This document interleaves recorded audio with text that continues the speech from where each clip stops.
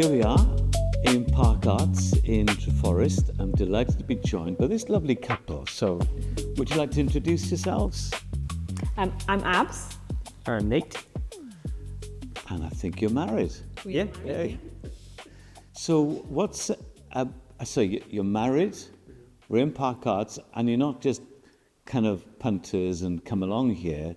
You've got a pretty strategic role in this place. So, do you want to say what your titles are? Wow. Can we remember them? What's on the contract? I think mine now says administrative and creative support worker. Well done. Something like that. I think I'm a technical worker. Technical and supportive. Creative worker. Yeah, or one has creative in it, one has artistic in it, basically. Oh, there we go. But yes. Yeah. Mine's with a leaning on sort of like logistics and admin of events planning, and Nate's has a leaning on tech. Well, so those are no one's job title ever matches what they Indeed. actually do in my experience. So, so Abs, tell us what this place is. What is Parc Arts? So Parc Arts now these days is a arts centre and a music centre.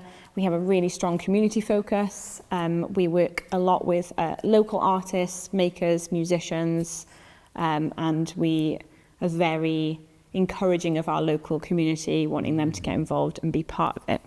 But our history, I guess, spans back over 100 years to when this building was built and when it was then known as Park Chapel, Park Presbyterian Chapel. So there was many churches in Trefforest and in the area back then, but those churches were predominantly Welsh language churches. And at the time, there wasn't an English language church. So Park Chapel was kind of planted by the Welsh Presbyterians at the time.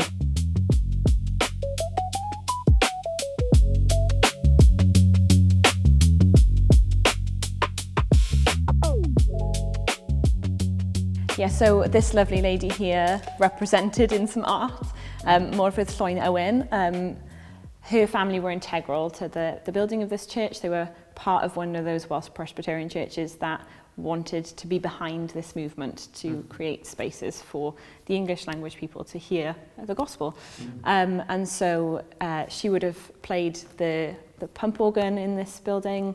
And we kind of feel like we are moving on in the kind of heritage of musicality and art and spirituality and faith, and seeing those ties and those links just continue to build in this space. It just feels like it's in the very walls here, and we're so grateful. Yeah.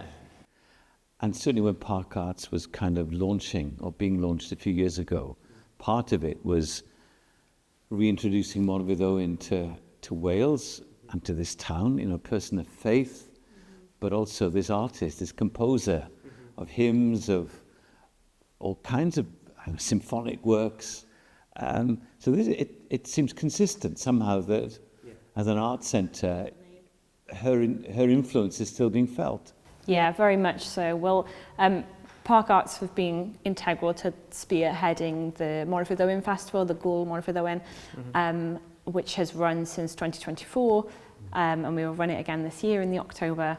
And it's a weekend of events to kind of really raise awareness, I guess, of Morfydd Owen, but also musicians like her whose work have been left unheard of, who are hidden in university archives, not being represented and seen. And as a female Welsh musician, who's got a body of work over 200 compositions, it seems a crying shame that she's not known about. And this being her hometown, just feels so important to champion that legacy.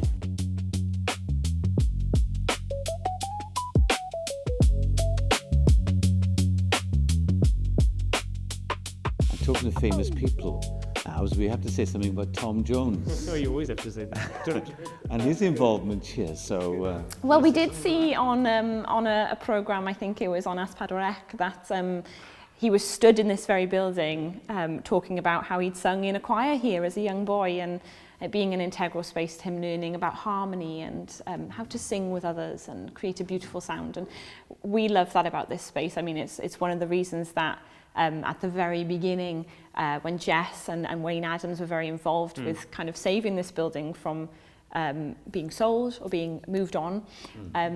The acoustics almost were what saved it, the beautiful sound that can be created in this space. And we're still seeing that now in the performers who come. Live performers using acoustic instruments, using their voice. Yeah. I'll do a sound check with them, and there'll just be a quiet moment where they're like, "Oh, I love the sound of my violin in here," or "Oh, the harp's so good. It's such a joy to play."